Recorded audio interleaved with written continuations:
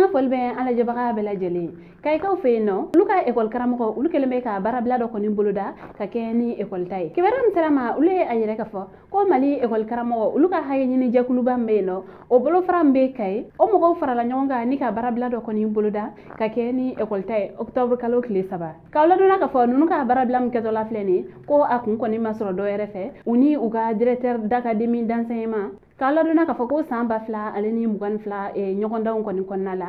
ko mangan chaman koni borala ni o koni kera sababu ye ka bembala kondo directeur d'académie d'enseignement ale koni aga école karamogo foka tase abarage nyogon wera uni nyogonche o kum konnala ni école karamogo ulu koni sababu chaman koni fo ni ko konnala wala saka se ka ni directeur d'académie d'enseignement ka olata école karamogo nunu ulu koni ayire ka fo ko soni aka senima ko ulu koni wili ka jo chaman koni ke foka tase ministre so era koni fenela ko ga o bela jelna ko tama bo sisima bo ko ni atagala je ko nyogonda munu koni temelen fleni ko école karamogo munu koni be no ni ulu koni épreuve sportive ni o farkulo nyana je nyogonda munu koni be ke examen na ko école karamogo munu koni o bara nunu ke ko ulu ka perdiem o clancheri dira uluma ko wa ko o era koni fene ko fe ko ale koni de sababu yala kita ulu koni barake nyondo ni o école karamogo ko o tara